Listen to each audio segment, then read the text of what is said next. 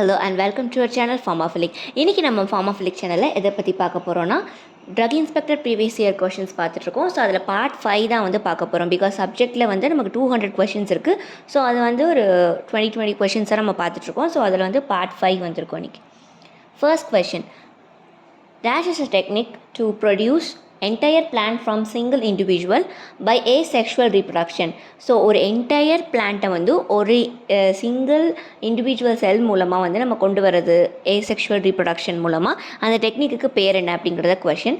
பயோட்ரான்ஸ்ஃபர்மேஷன், somaclonal variation, immobilisation, clonal propagation. So இதில் கரெக்டான answer எதுன்னு பார்த்தீங்கன்னா clonal propagation or vegetative reproduction அப்படின்னு சொல்லுவாங்க. Next second question, which plant prefers light and medium loamy and required well drained soil? So light சாண்டியாகவும் medium லோமியாகவும் well drained சாயிலும் எந்த பிளான்ட்டுக்கு தேவைப்படும்?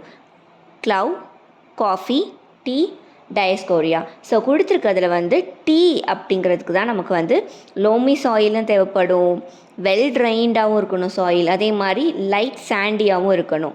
ஸோ இந்த மாதிரி காம்பினேஷனில் இருக்கிற சாயில் வந்து லேட்ரைட் சாயில் அப்படின்னு சொல்லுவாங்க. ஸோ டீ வந்து காமனாக லேட்ரைட் சாயிலில் வந்து விளையும் அப்படின்னு சொல்லுவாங்க. ஸோ லோமினா எப்படி இருக்கணும்? Sand, clay, full of nutrition இருக்கிற மாதிரி இருக்கிற சாயிலுக்கு தான் வந்து லோமி சாயில் அப்படின்னு சொல்லுவாங்க.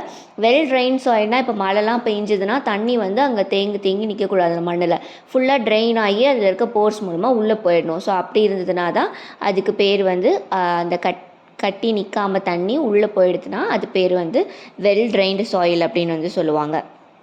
ஸோ இந்த மாதிரி டைப் ஆஃப் சாயிலில் தான் டீலாம் வந்து கல்டிவேட் பண்ண முடியும்.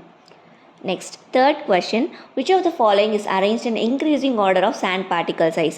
ஸோ சாயிலில் இருக்க பார்ட்டிக்கல் சைஸ் மூலமாக வந்து இந்த டைப்ஸ் ஆஃப் சாயில்ஸ் வந்து இது பண்ணியிருக்காங்க, அரேஞ்ச் பண்ணியிருக்காங்க. அதுவும் இன்க்ரீஸிங் ஆர்டர், அதாவது ஸ்மாலர் சைஸ்லேருந்து லார்ஜர் சைஸ் வரையும் இருக்கிற ஆர்டர் வந்து கரெக்டாக பிக் பண்ணுங்கன்னு கேட்டிருக்காங்க.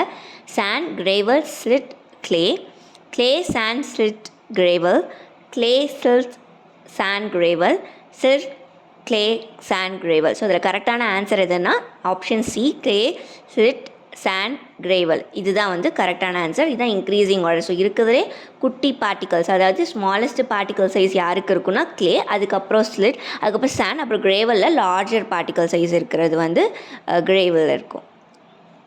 Next fourth question, which of the following is an adulterant of senna? So adulterant of senna கொடுத்துருக்கிறதுல எது அப்படின்னு கேட்டிருக்காங்க. Cassia acutifolia, Cassia obovata, Cassia angustifolia, Cassia marylandica. So இதில் நமக்கு தெரியும் கேஷியா அக்யூட்டிஃபோலியா, கேஷியா அங்கஸ்டிஃபோலியா. இது ரெண்டுமே நம்ம கமர்ஷியலாக நம்ம யூஸ் பண்ணக்கூடிய சென்னாவோட பயாலஜிக்கல் நேம், பொட்டானிக்கல் நேம் அப்படிங்கிறது தெரியும். இப்போ மிச்சம் இருக்கிறதுல கேஷியா ஓபுவேட்டா அண்ட் கேஷியா மேர்லாண்டிகாவில் வந்து கேஷியா ஓபுவேட்டா அப்படிங்கிறது யாரோட பொட்டானிக்கல் நேம்னா டாக் சென்னாவோட botanical name. So dog senna is an adulterant of senna. So அதனால் கேஷியா ஓபுவேட்டா அப்படிங்கிறது தான் கரெக்டான answer. Next fifth question, a soil is considered to be poor when the organic matter just falls below. So ஒரு சாயிலில் வந்து நல்லா nutrition rich சாயிலா இல்லை poor சாயிலா அப்படிங்கிறத எதை பொறுத்து சொல்லுவாங்கன்னா அதில் இருக்க ஆர்கானிக் மேட்டரோட கண்டென்ட்டை வச்சு தான் நம்ம சொல்ல முடியும். ஸோ ஒரு சாயிலை வந்து புவர் சாயில் அப்படிங்கிறது சொல்கிறாங்கன்னா அதில் வந்து ஆர்கானிக் மேட்டர் கண்டென்ட் எவ்வளோ இருந்தால் அதை வந்து புவர்னு சொல்லுவோம். 0.1%, 0.5%, 2% and 5%. இதில் கரெக்டான ஆன்சர் என்னன்னா 0.5% அண்ட் அதுக்கும் கீழே இருந்ததுனா தான் அதுக்கு பேர் புவர் சாயில் அப்படிங்கிறது. ஸோ புவர் சாயில் அப்படின்னா less than 0.5% of organic matter இருந்துச்சுன்னா அது புவர் சாயில் கேட்டகரி கீழே வரும். ஸோ இதிலே இன்டர்மீடியட் சாயில்னால் 0.5 to 1.5% இருந்தால் அது intermediate. And for rich soil 1.5 to 5% இருக்கணும். Next, sixth question, which of the following generally do not require altitudes of 1000 meter or greater for cultivation? கொடுத்துருக்கிற பிளான்ஸில் எதுக்கு 1000 மீட்டர் ஆர் அதுக்கும் கூட இருக்கிற ஆல்டிடியூட் தேவை கிடையாது அப்படிங்கிறது தான் question. Tea, cinchona, camphor, clove. இது எல்லாமே மேக்ஸிமம் ஆல்டிடியூட் நல்லா ஹைட்டாக இருக்கிற பிளேசஸில் வரக்கூடியது தான். ஸோ இதில் வந்து ஸ்பெசிஃபிக்காக 1000க்கு கீழே இருக்க ஆல்டிடியூட் எதுக்கு தேவைப்படும் அப்படின்னு பார்த்தீங்கன்னா க்ளவுக்கு தான். க்ளவை தவிர மற்ற எல்லாத்துக்குமே 1000 அண்ட் அபவ் தான் ஆல்டிடியூட்ஸ் தேவை. க்ளவுக்கு மட்டும் 900 மீட்டர்ஸே வந்து எனாஃபாக இருக்கும். ஸோ அதனால் க்ளவ் தான் வந்து இதில் கரெக்டான ஆன்சர். ஸோ இதில் வந்து புக்கில் கொடுத்துருக்கிறது படி டீக்கு வந்து 1000 to 1500 மீட்டர்ஸ் தேவைப்படும், சின்கோனாக்கு 1000 to 2000 மீட்டர்ஸ் வரை தேவைப்படும், கேம்ஃபருக்கு 1500லேருந்து 2000 வரை தேவைப்படும். இதே க்ளவுக்கு பார்த்திங்கன்னா அப் டு 900 என்ஆஃப் அப்படிங்கிற மாதிரி கொடுத்துருக்காங்க. அதே மாதிரி காஃபிக்கு 1000 to 2000, சின்னமனுக்கு 250 to 1000, சாஃப்ரானுக்கு அப் டு 1250 வரைக்கும், காடமனுக்கு 600 to 1600 வரைக்கும் தேவைப்படும். ஸோ இதில் கொடுத்துருக்கிறதுல கம்மியாக இருக்கிறது வந்து க்ளவ் அண்ட் சின்னமனுக்கு தான். சின்னமனுக்கு பார்த்திங்கன்னா 250லேருந்து 1000 வரையும், அதேமாதிரி க்ளவுக்கு 900 வரையே போதும். ஸோ 1000 டச் பண்ணலை. அதனால் இது ஆப்ஷனில் பார்த்திங்கன்னா க்ளவ் தான் வந்து நமக்கு கரெக்டான answer. Next, 7th question. Fruit which are derived from plants umbelliferae are all type of. So umbelliferous fruitsலாம் என்ன டைப்பில் இருக்கும்? Cremocarp, Pericarp, Epicarp and Mesocarp. So இதில் கரெக்டான ஆன்சர் இது க்ரீமோக்ராபிக் ஃப்ரூட்ஸாக தான் வந்து umbelliferous fruits எல்லாமே இருக்கும். Next, 8th question. Drug which gives orange color when sprinkling on nitric acid. So nitric acid sprinkle பண்ணும்போது எந்த which drug gives orange color அப்படிங்கிறது தான் question. கோடின், பாப்பாவரின், morphine, ட்ரோஃபேன் alkaloid test. So இதில் கொடுத்துருக்கிறதுல மார்ஃபின். ஸோ மார்ஃபின் ட்ரக்கை வந்து நம்ம sprinkle பண்ணும்போது nitric acid மேலே நமக்கு ஆரஞ்சு கலர் கொடுக்கும். Next 9th question. Which of the following is a combined vaccine? combined vaccine தான் என்னது? ஒரு 3 or 4 more than 2 ஆர்கானிசம்ஸ்க்கு சேர்த்து வேக்சின் கொடுக்கறது தான் வந்து கம்பைன்டு வேக்சின். ஸோ கொடுத்துருக்கிறது எது combined vaccine? DPT vaccine, HIV vaccine, VAR vaccine, hepatitis B vaccine. So இதில் கொடுத்துருக்கல DPT வேக்சின் அப்படிங்கிறது தான் கம்பைன்டு வேக்சின். பிகாஸ் இதை எந்தெந்த டிசீஸ்க்கெலாம் கம்பைன் பண்ணி கொடுக்குறாங்க? Diphtheria, pertussis and tetanus. So மூணுக்கும் சேர்த்து கொடுக்குறதுனால DPT is the combined vaccine. Next 10th question. Toxoids belong to the class of immunological products which produce. So toxoid அப்படிங்கிறது எந்த கேட்டகரி கீழே வரும்? Naturally acquired active immunity, artificially stimulated active immunity, naturally acquired passive immunity and artificially produced passive immunity. So toxoids அப்படிங்கும் போதே நம்ம வெளியிலேருந்து தான் எடுத்துக்க போகிறோம். அது நமக்கு கன்ஃபார்மாக தெரியும். டாக்ஸைடு அப்படிங்கிறது நமக்கு பாக்டீரியல் இதுலேருந்து நம்ம டிரைவ் பண்ணி எடுக்கிறது தான். அப்போ அது கண்டிப்பாக நேச்சுரலி நம்ம உடம்புல வந்து உருவாகிறது கிடையாது. அப்போ நேச்சுரலி அப்படிங்கிற 2 ஆப்ஷனுமே நமக்கு கட் ஆகிடுது. இப்போ நமக்கு என்ன தேவை? ஆர்டிஃபிஷியலி ஸ்டிமுலேட்டட் ஆக்டிவ் இம்யூனிட்டியா, ஆர்டிஃபிஷியலி ப்ரொடியூஸ் பாசிவ் இம்யூனிட்டியா?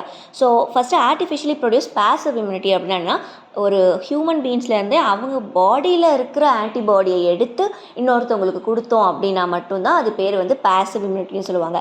இன்னொரு ஹியூமன் பீயிங்கில் இருந்தே அவங்க உடம்புல ஏதாவது ஒரு டிசீஸ்க்கோ இல்லை ஏதாவது ஒரு சம் அதர் ஃபேக்டர்ஸ்க்காகவோ அவங்க உடம்புல ஆல்ரெடி அவங்க ப்ரொடியூஸ் பண்ணி வச்சுருக்க ஆன்டிபாடியை அவங்க பிளட்லேருந்து செப்பரேட் பண்ணி எடுத்து இன்னொருத்தவங்களுக்கு கொடுத்தோம் அப்படின்னா அது பேர் பாசிவ்.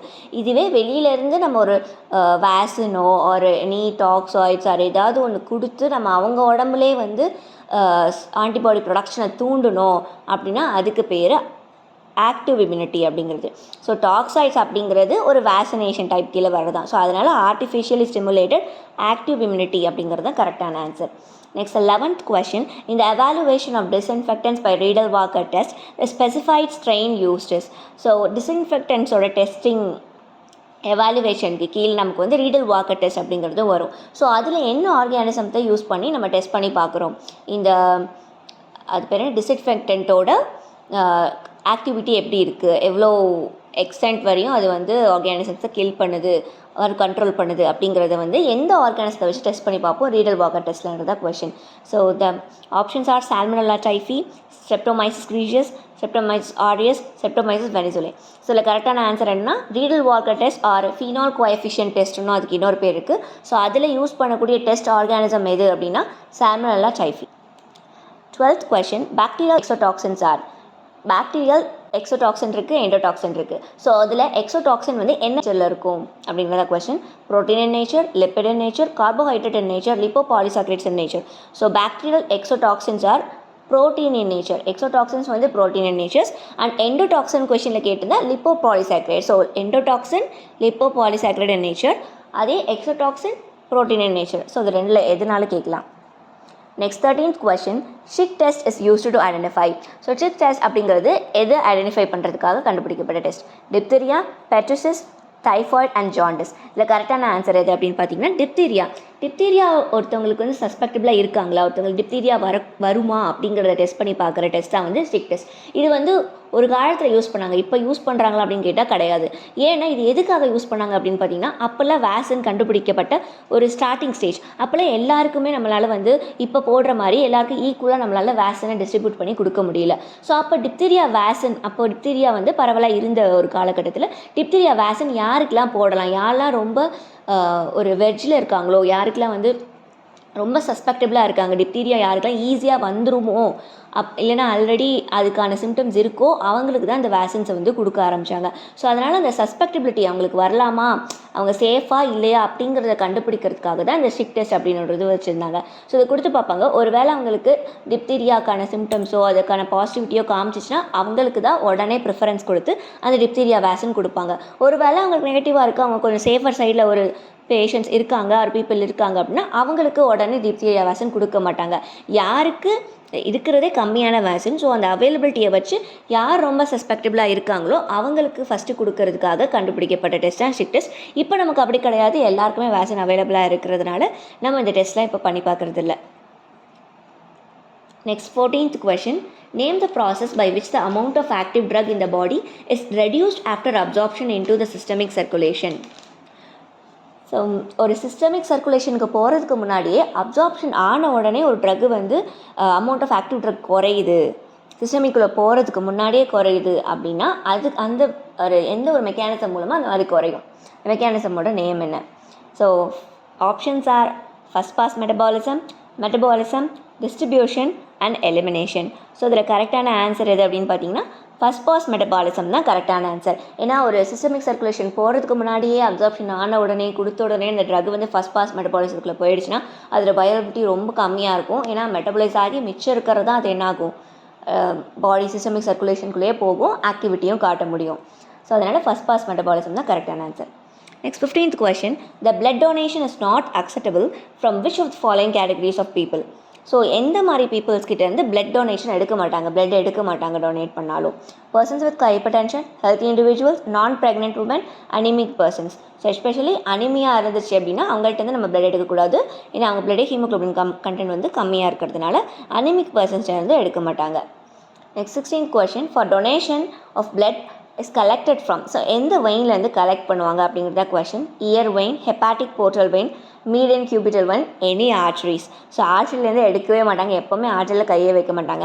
இப்போ வெயின் அப்படிங்கும்போது இயர் வெயின்லேருந்து நமக்கு எடுக்க மாட்டாங்க தெரியும். ஹெப்பாட்டிக் போர்ட்டல் வெயின் வந்து உள்ளே இருக்கிறதுனால அதுலேருந்து எடுக்க முடியாது பிளட் டொனேஷனுக்கு.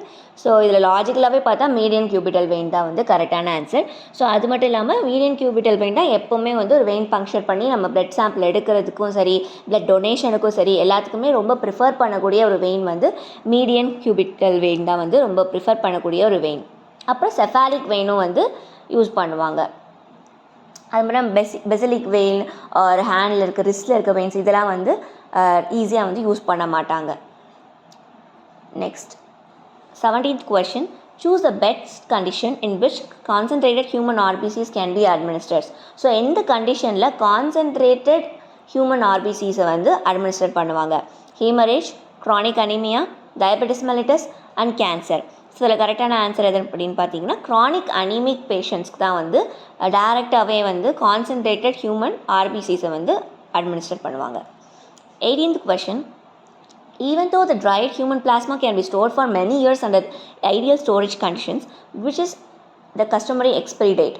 ஸோ என்ன தான் நம்ம வந்து ஒரு ஐடியல் கண்டிஷனில் வச்சு நம்ம எவ்வளோ நாள் வேணால் ட்ரை ஹியூமன் பிளாஸ்மாவை வந்து ஸ்டோர் பண்ணி வச்சுக்கலானாலும் அதுக்குன்னு ஒரு எக்ஸ்பிரி டேட் கொடுத்துருப்பாங்களே. ஸோ அது எவ்வளோ இயர்ஸ் அப்படின்றத கொஷின்.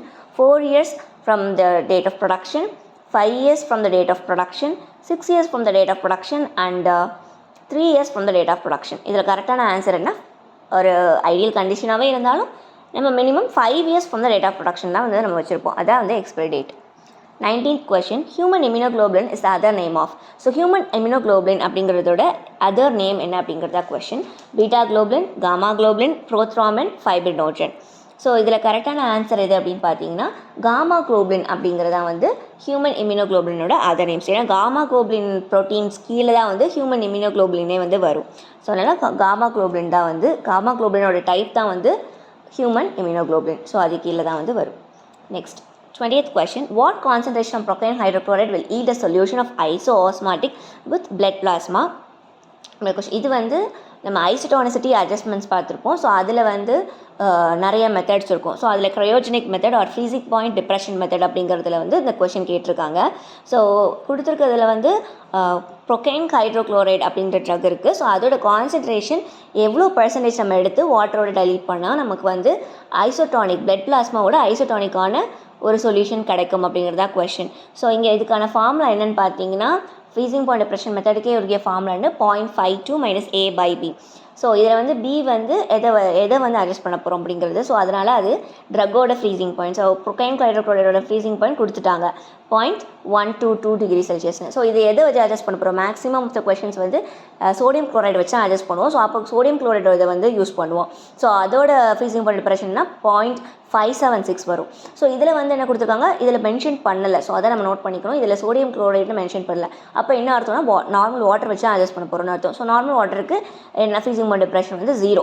ஸோ அதனால் அதை நம்ம சப்ஸ்டிட் பண்ணால் 0.52 - 0/0.122ன்னு போட்டோம்னா நமக்கு கிடைக்கிற ஆன்சர் வந்து 4.262% wait by volume.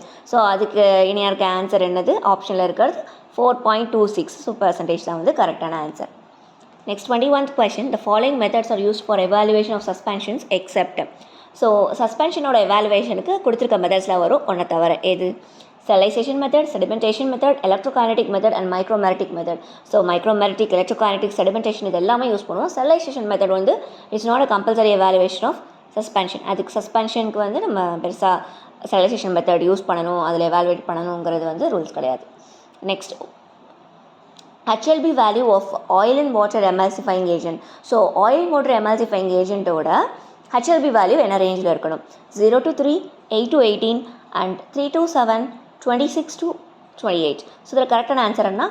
Oil and water emulsifying ஏஜென்ட்க்கு இருக்கக்கூடிய HLB வேல்யூ எது அப்படின்னு பார்த்தீங்கன்னா 8 to 18 தான் கரெக்ட் ஆன்சர். ஸோ அதே மாதிரி வாட்டர் அண்ட் ஆயில் எமல்சிஃபைங் ஏஜென்ட்ஸ்க்கு 4 to 6, வெட்டிங் ஏஜென்ட்ஸ்க்கு 7 to 15 அண்ட் டிடர்ஜென்ட்க்கு 10 to 15, சாலிபிளைசருக்கு 10 to 18. இதெல்லாமே நான் வச்சுக்கோங்க. The unit of surface tension. So surface டென்ஷனோட யூனிட் எது அப்படிங்கிறத question. dynes per centimeter, Newton and meter, dynes per centimeter square, dynes and centimeter. So இது கரெக்டான ஆன்சர் என்ன? dynes per centimeter, அதாவது dynes divided by centimeter அப்படிங்கிறது கரெக்டான answer. R Newton per மீட்டரும் கரெக்டான ஆன்சர் தான். ஸோ இதில் நியூட்டன் அண்ட் மீட்டர் தான் கொடுத்துருக்காங்க. ஒருவேளை நியூட்டன் பெர் மீட்டர் கொடுத்துருந்தா ரெண்டுமே கரெக்டான answer. So dynes per centimeter and Newton per meter ரெண்டுமே வந்து கரெக்டான answer. 24th question, for a drug to be therapeutically efficacious it should have. So ஒரு ட்ரக் வந்து தெரப்பெட்டிக்காக எஃபெக்டிவாக இருக்கணும் அப்படின்னா அந்த ட்ரக்குக்கு என்ன ப்ராப்பர்ட்டி இருக்கணும்? Some aqueous solubility, lipid solubility, solubility in alcohol, solubility in chloroform. இதில் கரெக்டான ஆன்சர் என்னென்னு பார்த்தீங்கன்னா சம் அக்வஸ் சாலிபிலிட்டி இருக்கணும் பேசிக்காக. அப்போ தான் வந்து அது எஃபிகசியாக இருக்க முடியும். Tonicity is one of the formulation parameter in which of the following dosage form. So tonicity அப்படிங்கிறது எந்த டோசேஜ் ஃபார்முக்கு இம்பார்ட்டண்டான ஒரு பேராமீட்டர். ஸோ எல்லாமே ஐசோடானிக், நம்ம எடுத்துக்கூடிய எல்லா டோசேஜ் ஃபார்மே ஐசோடானிக்காக இருக்கணும், டானிசிட்டி இருக்கணும், மெயின்டைன் பண்ணணும் அப்படிங்கிறது அவசியம் கிடையாது. இப்போ கொடுத்துருக்க ஆப்ஷனில் எந்த டோசேஜ் ஃபார்முக்கு அவசியம் அப்படிங்கிறது தான் question. Emulsions, large volume parenterals, oral liquids, topical preparations. So இதில் வந்து நமக்கு தெரியும் அப்வியஸாக லார்ஜ் வால்யூம் பேரண்ட்ரல்ஸ்க்கு டெஃபினட்டாக டானிசிட்டி மெயின்டைன் பண்ணணும்.